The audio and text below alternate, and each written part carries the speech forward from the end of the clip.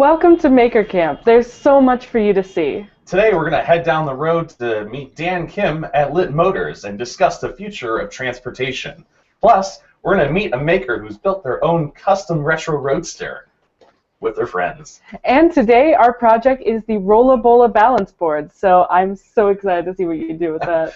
Those must be hard to say that 3 times fast. Right? All right, so get excited, get ready, and let's make something great at Maker Camp.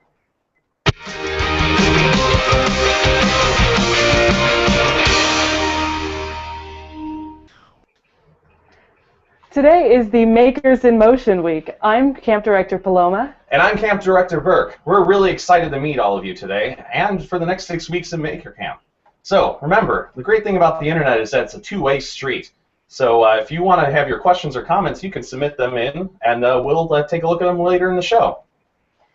And if you want to be a part of our show in the future, you can go to makercamp.com and go ahead and fill out the form and possibly appear live with us in the future.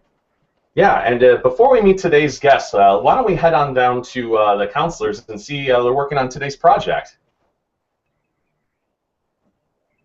Hey campers, I'm Counselor Enrique. And I'm Counselor Nick.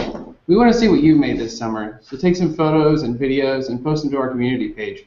You know, let's find out what you've learned, what you've made, and what you want to make next. Yeah, so today's daily project is the Rolla balance board. It's a project for all skill levels. It's pretty fun and easy. So basically, it's a piece of plywood with 2 smaller pieces of wood, the cleats on the bottom with some screws in them, and has a PVC pipe on the bottom for the balancing part. It's a pretty fun and easy project. So post your videos and we'll show you a clip tomorrow in the Hangout. Over to you, Maker Camp HQ. All right, well, like they said earlier, we're really looking forward to your videos and pictures, so keep them coming in. And I'm so excited to go ahead and introduce our first guest. We were so excited when we heard that we were going to have this guest on. This is really cool. We have from Lit Motors the founder and CEO, Dan Kim, and he created the C1, which is a 2-wheeled vehicle that uses gyroscopes to keep itself stabilized.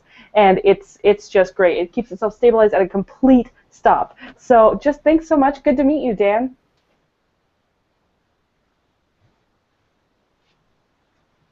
Yeah, how's it going to out meet there, you guys? Ah, great. Now, Dan, I have a couple questions to open up with. The technology behind the C1 is pretty advanced. Can you give us a little bit of a background of your history as a maker? What got you interested in making?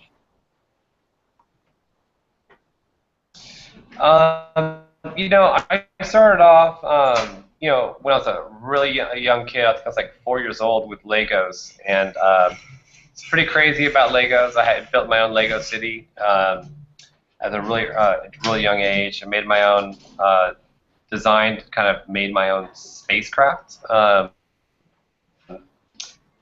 you know, some of the bigger things when I got older was I was in love with bicycles, like every kid, and modified bikes and built my own bikes, and that was a really kind of huge, you know, thing for me. But you know, that's kind of as a kid, I guess that was my that's kind of how I got into it. But you know, wood shop at high school was also big. I made guitars, and I just really loved making anything.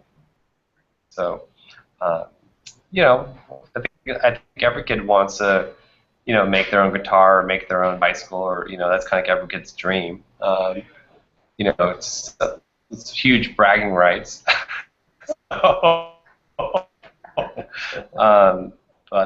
you know, it's something that's very natural to me. I think with my hands. Yeah, I think that's something that's really common that was among really kind the maker community. of start. Yeah, so Yeah, I hear that you have some sort of connection with Land Rovers. I worked with them in the past. Yeah, I think you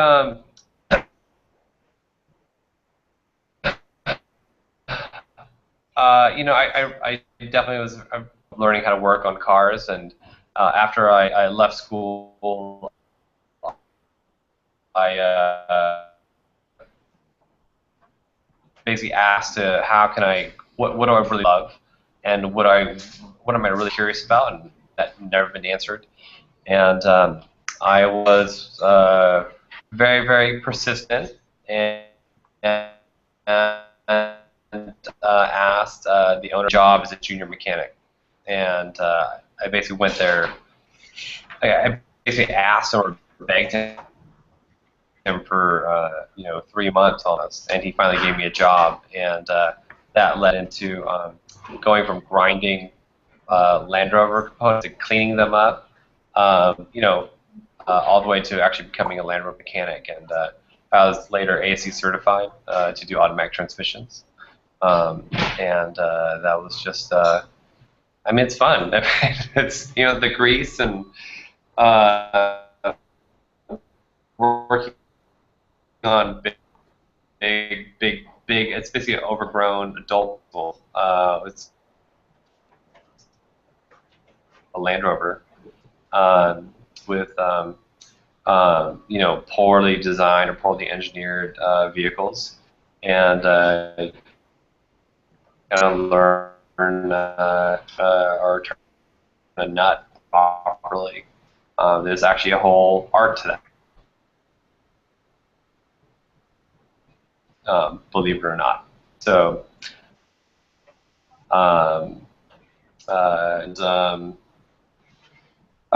just kind of went from there. So that was a huge thing for me. So a lot of fun. So I recommend everyone to do that. So well, there's certainly an art to that. Become some kind of work on your own car. Yeah, it's a little bit like. Yeah, there's certainly an art to that. Now, before we get into details about this one. Mm-hmm. Right, before we get into details about the C1, I want to actually go to our camp counselors, and they'll do a little demo to explain one of the essential yet very simple principles behind your vehicle. If we could go to the camp counselors, they'll display to us right now basically a bicycle, using a bicycle wheel to make a gyroscopic motion. Now, as they're setting that up, Dan, why don't you run through with us the principle behind that and how that applies to the C1 that you've developed.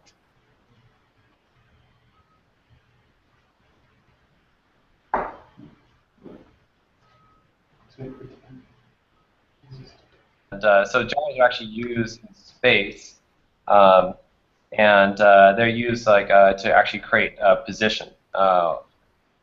So if you spin the wheel creates something called inertia, and that kind of accelerates and creates an outward force that's always changing in direction. Take the wheel and they call it precess it. So if this is your axis of rotation, right, and you spin the gyro, and you precess it. So this is something that most people don't get to with it, which is a rotation, an orthogonal axis to the wheel. Then you create something called a roll torque, and so something that you kind of experience when you're on a bicycle is the bike leans, correct? And leaning is that roll that's leaning. That rate is excited by. Right. Does that make any sense?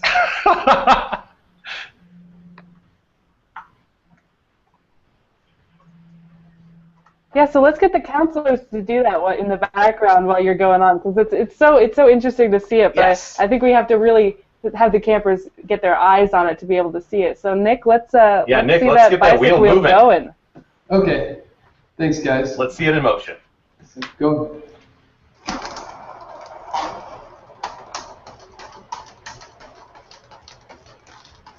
Wow. Yeah. Yeah, that's something that campers can try at home for sure. Yeah, absolutely. So one test you can do is Great. Well, Dan, if there was one thing that if there's one thing that you really want to challenge the campers to about all this. What do you If there's one thing that you really want to challenge the campers to really think about with all this, what would that challenge be that you give out to all of our campers?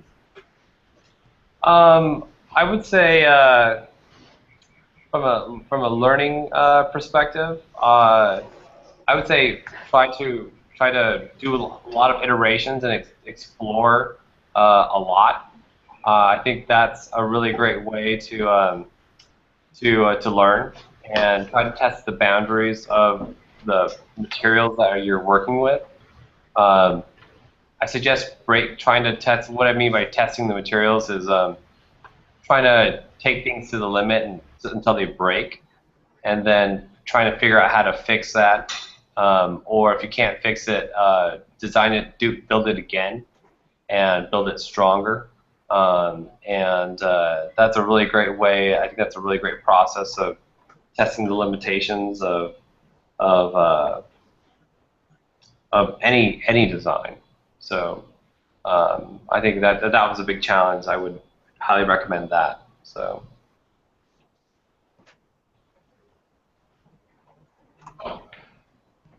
That's a great idea, and I think it really aligns with a lot of the campers to really just think about what you're doing and just follow those passions and just do testing before you really get into that. And definitely, I mean, thank you so much for being here. Campers, definitely go check out Lit Motors. They're doing some amazing things, and if motors and amazing vehicles are up your alley, that is definitely a place that you want to check out. And don't forget, if you have any questions or comments for Dan Kim, feel free to put them in the Google Plus Maker Camp community page, and we'll fill them in a little bit later in the show. However, right now, we're going to meet a fantastic maker over at the tech shop in San Francisco who built their own retro roadster. This is really neat. You know, Jesse Harrington, how you doing over there? We're doing great. How are you guys? We're great. Yeah. So why don't we get into this? First of all, you've made your own roadster with your friends. What are some of the challenges that come with making that car? I'm looking at it right now, and the campers can see it on the screen. You got some complex shapes in there. It looks absolutely stunning. It looks beautiful. What kind of components and parts went in to make it, and how did you go by designing it? Any software you had to use to do that? So Blaine Dunlow, who is sitting here, is my only friend. A couple of years ago, and started experimenting with this area that's where computer-aided design meets craft. So I know how to use computers, and Blaine can't answer an email, but he can build a car. So we kind of figured out where the mashups were going to be, and this was our first project, our first serious project. Yeah. And when we went into it, what we wanted to know, we knew it was going to be an old school roadster. We knew that we could get a Citroen CV, which it looks like a Volkswagen Bug, and then we were going to build it from there. But the trouble we had was we're trying to look at it from like complexity and how do we make this shape, because it's kind of a difficult shape to just produce on your own. So what we did is we ended up using 123D Design, which is like it's a design software that it makes it really easy to like push and pull stuff. And from there, once Blaine said, you know, that's the shape we want, and that's where I think we want to go with this, we were able to put in another program called Make, which sliced that up into skeletons that we could then, you know, kind of hammer the body over and get measurements from, things that would make it look sort of what we intended it to. And then after that, you're on your own, and everything falls to shit. That's right. There's a lot of do-overs in a project like this. But hey, how about you get out of the way? Let's let me just go over some things about the car. I think we're on the view here, but basically it's kind of inspired by 1920s rally cars and old expedition motors back when motorsport was a big deal. It took months and months to cross land masses. And this was a very early design with fantastic suspension. So I don't know if you can see this, but this thing has just I can see it, yeah. It travels over bumps and it makes it super cushy to ride in, but also it doesn't transfer that shock to the car, so it's a pleasure to drive, and it's also very effective at having really good traction and stuff. And then, we had to pick certain things like, the profile of the hood in relation to how big the wheels are. And so we look at other classic cars and other great cars to look at. And kind of what we both found is that when we drive the car around, everybody takes our picture. And nobody takes pictures of Jesse just by himself, with his shirt on anyway. And nobody ever takes pictures of me by myself. But somehow, when I'm with the car, everybody wants a picture. And I think they're responding to the fact that we took the time to do a design that I think they appreciate. And also, I think they look at the passion that we had for it. We spent a lot of time and a lot of money, maybe an exorbitant amount, to try to get it to this point. And I think when people see that, they respond. And especially people that are makers, there's that thing inside them that they're just delighted anytime you see anybody make anything, especially something that then works out fairly well or that looks good. Yeah. No, totally. And I think one of the things that I love about the car so much is that it still holds that look to it that I think people look at it and they say, I could make that. Like, I can see how all the parts went together. We didn't hide anything with it. We didn't hide the cables. We didn't hide the rivets. We didn't paint over anything. It really was left raw in that intention of saying, you can build this. You can build this at your house, and you can use the exact same method, to like hack your RC car or hack anything else that you own. Well, and one of the other features here too is that by being able to do design work virtually, we have this car down to 17 panels. So it's only 17 pieces that we had to cut out. If I was making it just by myself in the garage, I would have cut out hundreds of pieces to figure that out. So this is where kind of the idea of working with computer-aided design meets craft. We get to kind of marry those two together. We really streamlined the process, made it much more cost-effective. Yeah, I could see some of the inspiration you have there. It looks like the back end of it's kind of a Type 25 Bugatti, and the front end is a little bit reminiscent of older Peugeot Grand Prix cars. What was some of the fabrication process with this? The basic cuts that we did, a lot of this was hand cut and trimmed to fit, but the rough cuts were done on our water jet here, so that way we were able to make precision cuts, and we got a lot of the rivet holes right in the right place, so the assembly went faster. And then we used a slip roller here at shop to make some of the curves and contours. But the part of the design feature here was that if you had to build this in your garage by yourself with a drill and with a tin snips, you could have done it. We were able to take full advantage of all the technology that we had at Tech Shop with our partner, Autodesk. But yet, if you didn't have any of that, all you really needed was the inspiration and get out in your garage and get dirty. And you can see that. Wow, that's great. It sounds like anybody who really has the tools and the time and the friends really can make this happen. It's a beautiful car, and it's so inspiring that you didn't have 20 years experience behind you to make this happen. Thank you so much for sharing that. And it actually it's a fully functional car. It runs too, right? Yeah. Let's show you the money shot. If you have a second, we'll just give you a quick peek at the motor. You might like to look in there, and that's a BMW opposed twin motorcycle engine up against the stiff and transaxle. And we'll see if it fires up right on cue here.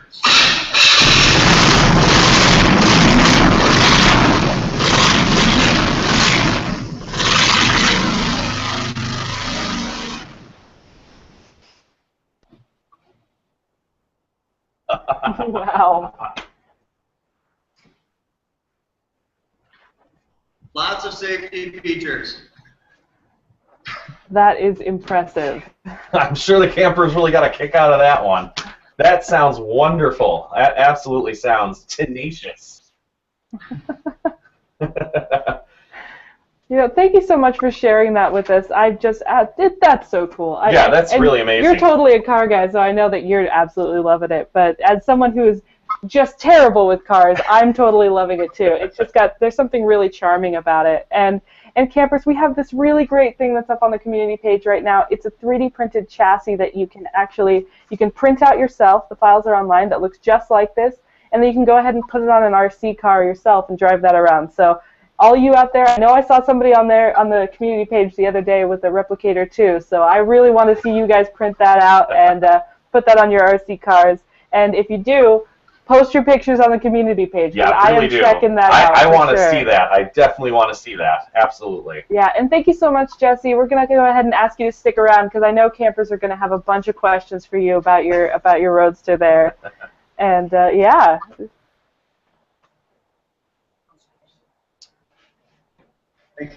So we're going to go ahead and move on over to the counselors. I know that they've got some questions coming in for you. So Nick, how you doing? Hey, good. Thanks for asking, Paloma. I've got a question for Dan here from one of the campers, and a lot of people want to know, if you study design in school, and what kind of training do you have in this area? Yeah, yeah. I started with a science background, but I ended up going to RISD for industrial design. And so if for any of you, the kids out there who are really interested in becoming an inventor, industrial design is kind of it's schooling for invention. And my dad's an inventor, and so I was trying to figure out what's the best way to becoming an inventor, and industrial design or design is actually one of the best ways to formalize that practice. So yeah, I spent a lot of time working on stuff at RISD, and I made a lot of cool stuff. It's a really great program to not just create and design, but also make. And they kind of force you to make your own prototypes. That's something that I really loved, being there. Being close to MIT too, and Brown is also helpful. So yeah, I have quite a bit of design experience. Cool, Dan. I got another question for you guys. So,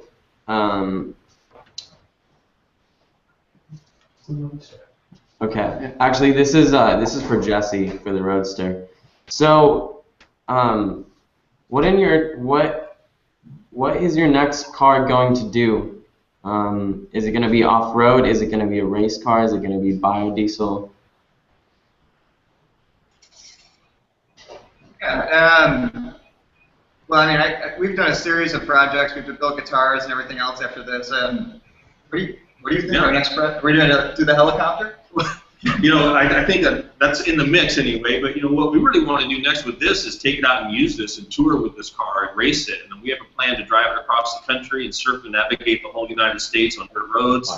And so we really want to get into the heavy use of this project before we go into the next one. But there will be another one. We've talked about making this is sort of a homage to things from the past, and I'd like to kind of lean more on Jesse's experience as a designer to do something more futuristic.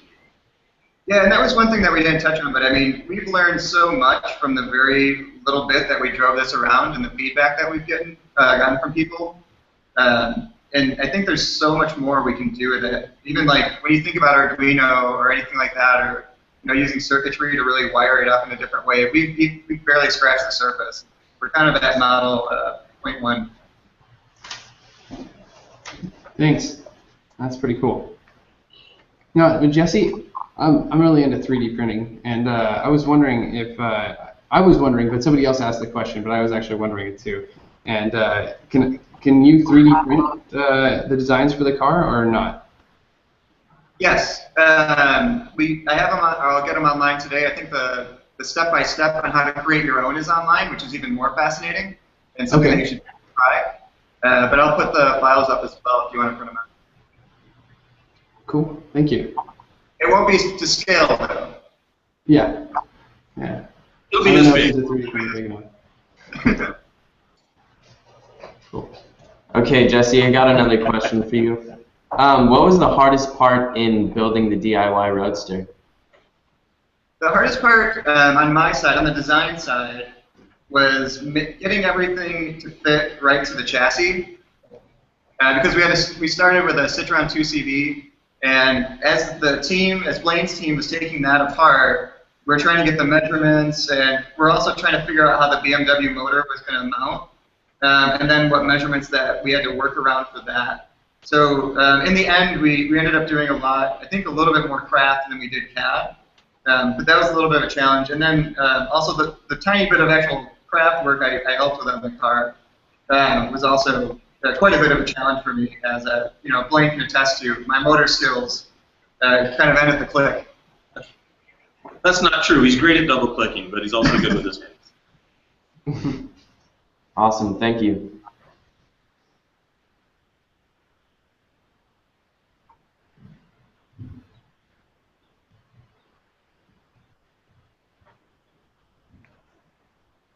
So I have a question actually for Dan. Dan, I know that a lot of campers are thinking about this, but I would really like to know what was the biggest challenge in being able to, like, first of all, what was the driving force behind creating a gyroscopically stable vehicle? But on top of that, what was the hardest part about being able to actually get it to stand still without any crazy malfunctions? Yeah, that's a good question. I guess how I thought about a gyroscopically stabilized vehicle was I was building two of my own Land Rovers, actually very similar to the project that you guys were working on, and I was almost killed by working on it. It's like a small accident. I was sitting, laying down underneath one of the vehicles, and I was welding something to the top of it, and the frame of the chassis, it's a big 500-pound steel chassis, came down and almost crushed me. It was kind of a life-threatening experience, pretty interesting, and it just kind of shocked me out of being in love with cars. Actually, it kind of made me think twice about why was I building these two vehicles. Was it really worth my life? And just like I said before, it's kind of like every kid's dream is to build their own car or bicycle or sword. It really kind of took me out of that daydream and made me think, well, it's not really worth my life. What do we really need on the road? And if you look around, maybe kids when you go out to go to school next time or take the bus, count how many people are driving by themselves, and you'll find out that about 70% of most people drive alone. 80% in California people drive alone. So it doesn't make sense why have a 4 to 5 passenger vehicle without when only one person's driving it. So it just makes sense to cut the car in half, and that's what I did. And most people ride bikes alone, right? Sometimes you ride with a friend, but mostly alone. And if motorcycles are really dangerous, which you guys will find out later when you grow up that motorcycles are very dangerous, and why can't you have the same safety and the same comfort on two wheels? And so that's when I thought about a self-stabilizing two-wheeled electric motorcycle, or two-wheeled car. So wasn't Dan, that's a really good point. Mm-hmm. Yeah, I mean I consider that one of the major limiting factors to motorcycles is that a lot of people, they don't see it practical in weather conditions, and they certainly don't see it as a practical application for everyday use. But having something that has that sort of gyroscopic balance, that opens the doors for people to be able to use that car and make extra use of not utilizing too much space for their vehicle design. Mm-hmm. That's great. Also, I have a question here for Jesse and about their roadster. Wanted to know if you guys have done any lemons competitions. You familiar with the 24-hour lemon series? Since you're building your own cars, that's one thing that happens a lot there. Yeah, we love that project, by the way. For people don't know, that's where you buy a car for a limited amount of money and you take it out and you race it semi-competitively, part as a stunt and a show to enjoy, garage and auto culture. We're very interested in going out and using this car more, but the truth is that I didn't really want to crash it up next to somebody else's junkyard junker in a race around a track. I would feel perfectly fine about crashing it up when we're racing through Mexico on our way to get a diet soda after a trip to a crossroad. So I don't mind destroying it. I just didn't want to destroy it on a track where the scenery would be limited and the snacks would be not to my liking.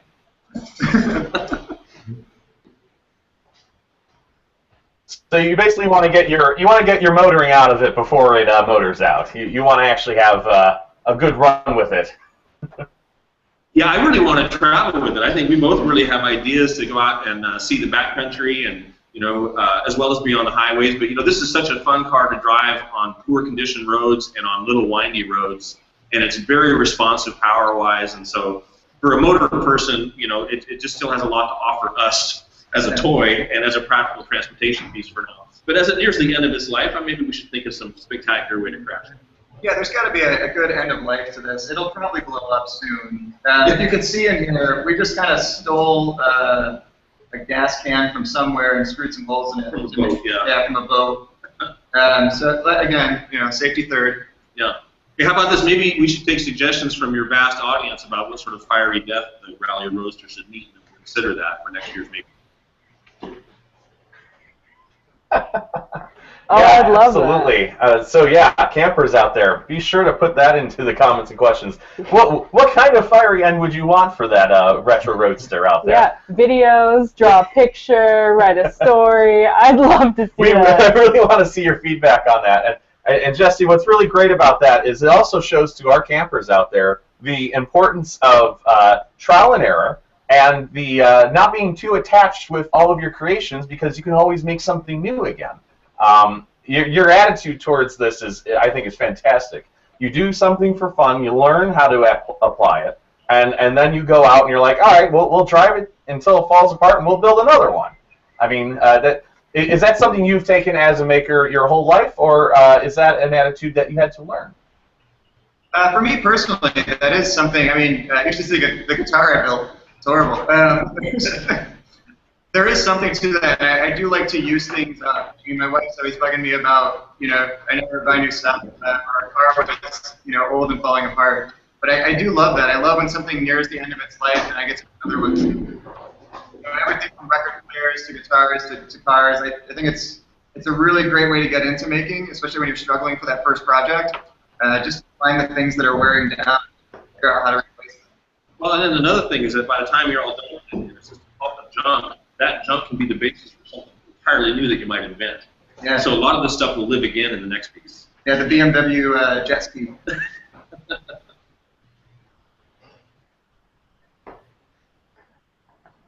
That would be great, and we have to see you guys at upcoming maker fairs. I want to see you guys showing up at some maker fairs, and definitely invest in some GoPros so you can take really awesome footage on those windy roads. That would be fantastic. Yes, absolutely. Counselors, do we have any further questions coming from all those campers out there? I bet after a few of those suggestions, they got something to say. Yeah, those campers come up with some of the best questions. Yeah. Stuff I haven't even thought of. All right. There are a lot of questions, mostly to the car, and I'll go ahead and read a couple of them, and you guys can just answer. We just shotgun it here. But people want to know what the top speed of the car is, and if it can go off-road, and what sort of fuel does it run on. That's a big one. And well, let's start with those, I guess. There's a few of them. It runs on gasoline. Yes, it can go off-road. And the theoretical speed's 100 miles an hour, which means that's what it should produce. But we don't have the brakes to stop it at that speed, so we've never brought it up that far. But it regularly goes down the freeway at 75 or 80. It's in fact very horrifying anywhere past 40. Nice. That's a little bit scary. What was when you guys were building this, what do you think the hardest part was? Like sourcing the materials, or is there any part that was just more tedious than the rest of the project? I think a lot of it seemed to, the frustrations that I saw were, we had a time deadline, we were trying to finish it by Maker Faire, and then also just the constraints of, I think, working with a large group of people and everybody's schedules, and a lot of people we worked with were expert fabricators, but they weren't necessarily had ever worked on a project like this. So that was kind of like the fun part and the hard part. Yeah. I mean, and then the electrical system, we were both just baffled by. It was. Yeah, and I might add, we built the car in 3 months, top to bottom, and our initial build cost was about $5,000 all in. Since then, we've added some more to it. I just want to throw that out there so when people look at these projects, it isn't just for somebody that gets a corporate sponsorship or for somebody that has deep pockets. You can start out by scrounging out motors from lawnmowers or old other things that you see, and start to put pieces together like this. No, that's great. Now I know you guys are talking about once you're done with something, you want to rebuild it and make something new. Will you guys be making a second model, and if so, will there be a chance that it will hover or fly, perhaps? That's We always talk about there's certain things that take a lot of courage, right? Going really fast in the car took some courage because we're trusting something that we built. Doing a boat would take even more courage, but we can both swim, sort of. But flying through the air, I think that's a tough one, and it was something I would like to take on at some point, because then you're really trusting your skills and you're trusting just how much work you put into it. And I think it helps you double check and triple check everything that you made. And I would build a plane with you in a heartbeat. I think I trust everything about this car. So. For us, I would say that at least one of the driving forces behind it is the expedition. The chance to, like we said, circumnavigate the United States. If you make a boat, I want to take it down the Amazon. I want to cover some ridiculous distance with it. If we're going to make an airplane, then I want to fly someplace significant with it. I want to make an expedition out of it. So all the stuff that we build is meant to, we want to trust our lives with it and go out and find the limit of what we can build and what we can do. And that's where, that old school adventurous spirit kind of meets the new school of what technology can offer us. Yeah, and we actually talk about that a lot, that, even with all the other projects that we do, adventure is number one, safety is third. There's some random stuff that falls in two between chips and diet soda. Having girls take pictures of it. It's awesome.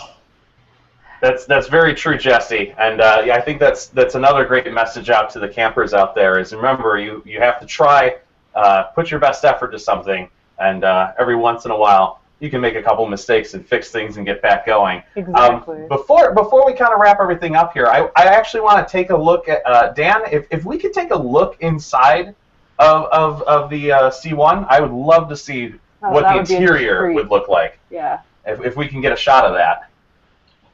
Sure, yeah. So this is the C1, and as you can see, it's kind of a two-wheeled motorcycle or two-wheeled car, and it just kind of balances. And so if you come around to the inside, you can see here it's a lot of electronics. I don't know if you can see, it's all very dark in here. Kind of little top secret. And so here, you kind of have a lot of, I would say, kind of like industrial grade, space, aviation grade components. It's kind of hard to see. But here's a gyro that we hear, which is kind of like a big version of your bicycle wheel. So in here is a very big flywheel. And then we have a battery pack underneath here, and then gimbal motors, and a lot of cooling and electronics come up through here, this whole wall of electronics. And it's quite a bit, a lot of engineering involved. So carbon fiber seats, always nice. And something that very light and also very flexible but strong. And the entire interior, so this frame here, you can see here, this is actually all steel. So this is all hand-rolled steel. I-beams, channels, everything here is hand-rolled. So this is kind of one of our first hand-built prototypes. Don't forget the duct tape. Got to have a little duct tape. That's always good. And then we have these big buttons here that turn on the vehicle, and then this turns on the gimbals and the electronic system. Don't forget to have red buttons. It's always good to have red buttons. You gotta. But yeah, so this is an old prototype. This is one from 2 years ago, and we have a brand new one that we're working on, which is substantially more impressive, at least to my standards. So very, very big gyro, very powerful, about 6,000 foot-pounds of torque. So imagine taking an elephant or three elephants and putting them on the end of a 1-foot-long stick, and that's how much force or torque our vehicle can create. So Wow, that's really impressive. yeah, That's incredible. So yeah. Wow, that's just amazing. I mean, I'm taking notes for what's inside of that car. That looks so cool. I hope that one day I can drive. I definitely want to take that for a spin as well. Yeah. Oh, both of these vehicles I want to take for a spin. I know. Let's just pull some strings. We could probably get those to make, right? Let's drag race them. I want to see how it goes. Oh my gosh, that would be so much fun. Okay, I would beat you. Just step one.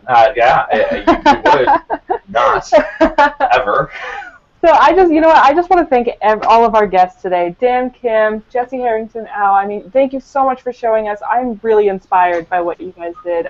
It's just so amazing, the ingenuity that you guys brought to the table. And I also really want to thank campers, because you've been posting your pictures, you've been doing the projects, and it really just makes my day so much better to log on and see all of your enthusiasm and excitement for making.